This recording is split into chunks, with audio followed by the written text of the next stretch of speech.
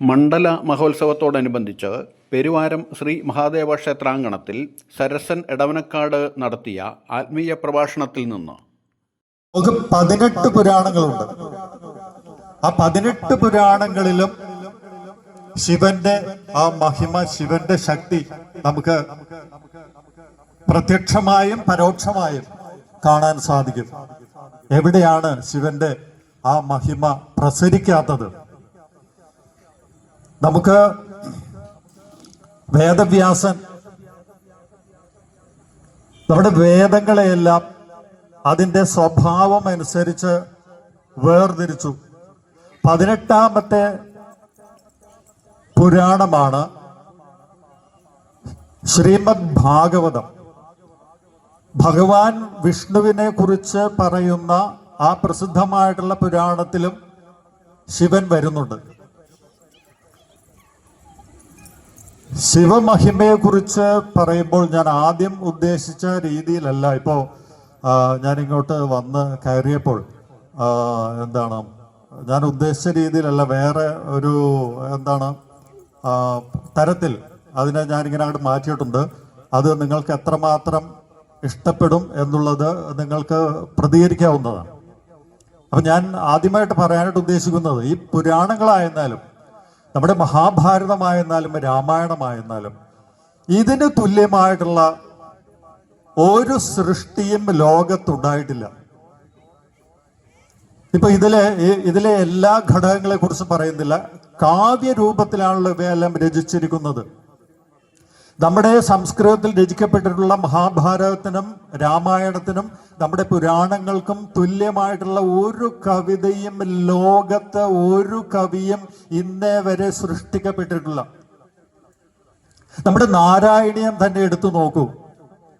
ശ്രീമദ് ഭാഗവതത്തെ അരിച്ച് കലക്കി കുടിച്ചിരിക്കുന്ന ഒരാൾക്ക് മാത്രമാണ് ആ കഥയെല്ലാം ഇങ്ങനെ അതിൻ്റെ സാരസംഗ്രഹത്തെ ചുരുക്കിക്കൊണ്ടും ആവിഷ്കരിക്കുന്ന ഭാവത്തെ ആവിഷ്കരിക്കാനായിട്ട് ഉദ്ദേശിക്കുന്ന ഭാവത്തെ അത് ആസ്വാദകരിലേക്ക് എത്തിക്കാനായിട്ട് ഏത് വൃത്തമാണ് ഞാൻ കൈക്കൊള്ളേണ്ടത് എന്നൊക്കെ തീരുമാനിച്ചിട്ട് അതിന് ഉചിതമായിട്ടുള്ള പദങ്ങൾ, ഉചിതമായിട്ടുള്ള വൃത്തം ഒക്കെ സ്വീകരിച്ചുകൊണ്ടാണ് അദ്ദേഹം ആ കവിത രചിച്ചിരിക്കുന്നത്. ഞാൻ നേരത്തെ പറഞ്ഞു, നമ്മുടെ ഈ കാവ്യങ്ങൾക്ക് തുല്യമായിട്ട് ഇത് ഒരു മിഥ്യയായിട്ടുള്ള ഒരു അഭിമാനമല്ല. അത് സൂക്ഷ്മമായിട്ട് പരിശോധിച്ചിട്ടുണ്ടെങ്കിൽ നമ്മുടെ ഈ കാവ്യങ്ങൾക്ക് തുല്യമായിട്ട് ലോകത്ത് ഇതുവരെ ഒരു കാവ്യവും സൃഷ്ടിക്കപ്പെട്ടിട്ടില്ല. അതിനൊരു ചെറിയ ഉദാഹരണം മാത്രം തന്നുകൊണ്ട് ശിവമഹിമയിലേക്ക് ഞാൻ കടക്കുകയാണ്. നാരായണീയത്തിലെ ഒരു ഉദാഹരണം ഞാൻ നിങ്ങളുടെ മുൻപിൽ അവതരിപ്പിക്കുകയാണ്. നേരത്തെ പറഞ്ഞ കാര്യം സമർത്ഥിക്കുന്നതിന് വേണ്ടി. എന്താണ് നേരത്തെ പറഞ്ഞ കാര്യം? ഞാൻ ഒന്നുകൂടി ഊന്നി പറയുന്നു. നമ്മുടെ നാട്ടിൽ സൃഷ്ടിക്കപ്പെട്ടിട്ടുള്ള കാവ്യങ്ങൾക്ക് തുല്യമായി അതിനോട് കിടനിൽക്കുന്ന മറ്റൊരു കാവ്യവും ലോകത്തുണ്ടായിട്ടില്ല. നമുക്ക് നാരായണീയത്തിലെ ഒരു രംഗത്തിലേക്ക് കടക്കാം. കാളിന്തിയിലെ ജലം കുടിച്ച ഗോപന്മാര് മോഹാത്സ്യപ്പെട്ടു വീണു. പൈക്കള് പിടഞ്ഞു മരിച്ചുകൊണ്ടിരിക്കുന്നു എന്ന് ഗോപന്മാര് കൃഷ്ണനോട് വന്ന് പറഞ്ഞപ്പോൾ കൃഷ്ണൻ ചെറു ചിരിയോടുകൂടി കാളിന്തിയിലേക്ക് എടുത്ത് ചാടി.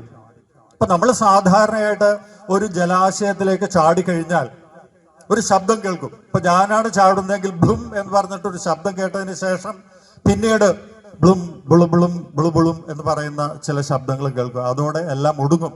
എന്നാൽ കൃഷ്ണൻ കാളിന്തിയിലേക്ക് ചാടിയപ്പോൾ